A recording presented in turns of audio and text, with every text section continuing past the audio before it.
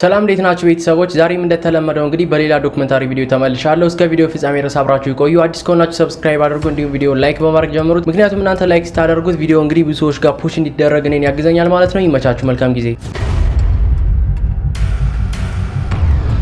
ሁለት ፒዛ አዞ $700 ሚሊዮን የከፈለው ሰው በስሙ ቀን ተሰይሞለታል። እናም ቤተሰቦች ነገሩ እንግዲህ እንደዚህ ነው። በወቅቱ 2010 ዓ.ም ፍሎሪዳ የሚገኝ አንድ ፕሮግራመር ፒዛ ማዘዝ ይፈልጋል። ስሙ ደግሞ ሌዝ ሮሃኒዮዝ ይባላል። ታዲያም እንግዲህ ይህ ፕሮግራመር ቢትኮይን የሚባል ጽንሰ ሀሳብ በውስጡ ቢኖርም ያው ግን በዛ ሰዓት የፈለገው ለልጁና ለራሱ ፒዛ መብላት ነበረ። ስለዚህም እንግዲህ ኦንላይን ላይ ይህንን ፖስት ያደርጋል። ፒዛ ለሚያመጣልኝ ሰው 10,000 ቢትኮይን እሰጠዋለሁ። ማስታወቂያው እንዲህ ይል ነበር። አንድ ግለሰብም ታዲያ ወዲያው የስልክ ጥሪ አድርጎ ፒዛ በር ላይ ነው፣ ቢትኮይኑን ደግሞ ወዳውኑ አሁኑ ትራንስፈር አድርግ ይለዋል። በተባባሉበት ወቅትም እንግዲህ ይሄንን ቃሉን ይፈጽማል። ታዲያም እንግዲህ የታዘዘው ፒዛ ጃም ፒዛ ነበረ። ያውም የማይረባ ዋጋ ያወጣል ተብሎ የማይታሰብ። በወቅቱ ደግሞ 10,000 ቢትኮይን $41 ብቻ ነበረ። ታዲያም እንግዲህ የመጀመሪያው ግብይት ነው። ቢትኮይን በወቅቱ የትኛውንም ትራንዛክሽን ወይንም ክፍያ ተደርጎበት እንግዲህ እቃ መግዛት አይችልም ነበረ። ታዲያም እንግዲህ ከ14 ዓመት በኋላ ይህ ቢትኮይን እንግዲህ $700 ሚሊዮን ያወጣል። ይህ ሰው ታዲያ የቀረው ታሪኩ ብቻ ነው። በወቅቱ ላደረኩት ነገር አልጸጸትም ይላል። ምክንያቱ ደግሞ በወቅቱ የምንፈልገው እኔና ልጄ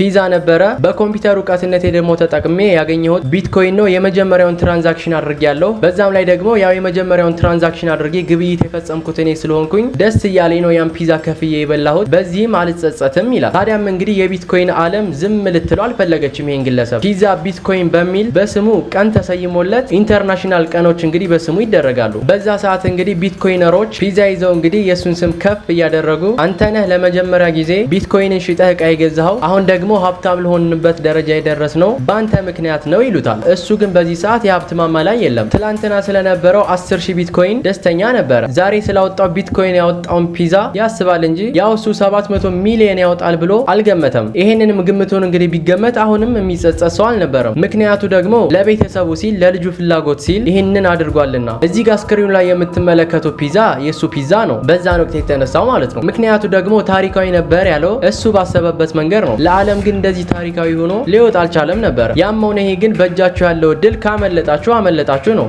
ለማንኛውም ወደ ቀጣይ ዶክመንታሪ ቪዲዮአችን አለፍኩኝ።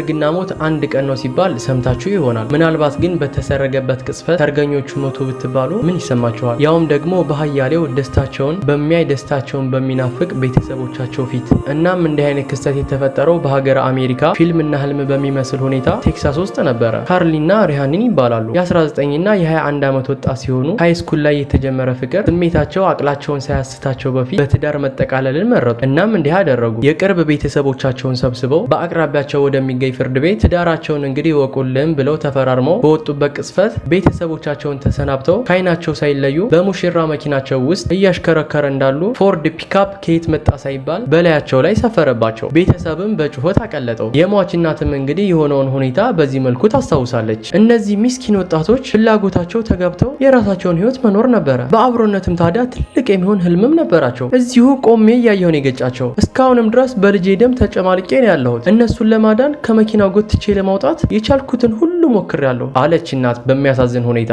በጣም በሲቃ ተውጣ የእናት ሀዘን ልጄ ማለቱ እጅጉን ከብዷት ልጅ አድርጎ ለቁም ነገር በቃልኝ ደረሰልኝ ልጄ ኑሮን ጀመረ ብላ ሳትደሰት እዚሁ ሀዘኗን ታቀፈች። የቀረ ዘመኔን የቁም ቅዠት ነው የሆነብኝ። ፊት ለፊቴ ነው ይሄ ሁላ ነገር ሲሆን ያየሁት። መኪናው ልጄን ገጭቶ ሲገድል መርሳት መዘንጋት እንዴት እስከ ውስጤ ጨርሶ ሊፋቅ ይችላል? በምድር እስካለው ድረስ በሁሉም ሌሊቶቼ በቅዠት እንድኖር ነው የተፈረደብኝ። ይቺ እናት በሰርግ ልጇን መዳሯ ሳይገርማት ሞቱን መቀበል ከብዷት ይሄንንም እያለች ነበረ። በገና ሰሞኑ እኮ ትልቁ እቅዳቸው አብሮነታቸውን በማስመልከት ሙሉ ቤተሰቦቻችንን ሰብስበን ልናደምቅላቸው በአበባ ስጦታም ድጋሜ እንድንሞሽራቸው ነበረ። እናም ይቺ እናት እንግዲህ እንባ የተናነቃት አንገቷን አስደፋት። እናም እንዳቀረቀረች ተስፋ በቆረጠ ድምፅ እናት ይህንን ነገር ተናገረች። እባካችሁ ወደ ቤታችሁ ግቡና ቤተሰቦቻችሁን በፍቅር አቅፋችሁ ሳሟቸው። ልጆችም ካላችሁ እንደዚሁ አድርጉ። ምክንያቱም ደግሞ ልጅ አሁን በዚህ ሰዓት እኔ ጋር የለም። ደስተኛ ሊያደርገኝ የሚችለው አንድ ልጄ እሱ ነበረ። ከመቅጽበት አባትም ታዲያ እናት ከብዷት መናገሯን አቆመች። እህትም ታዲያ በዛው ትቀጥላለች። እናም የምትወዷቸው ቤተሰቦች ሁሌም ቢሆን ከመተኛታችሁ በፊት እቀፏቸው። ምንም ያክል ቢያናንዷችሁ ቢያስከፋችሁ አታክሩፉ። ተመልሳችሁ እንግዲህ የመጨረሻውን የፍቅር እንጥፍጣፊ ስጧቸው። በቀጣይ ደቂቃዎች እነሱ ላይ ምን እንደሚፈጠር አናቅም። እናም ልጄን ያጣሁት በዚህ መልኩ ነው። በዚህ የመኪና አደጋ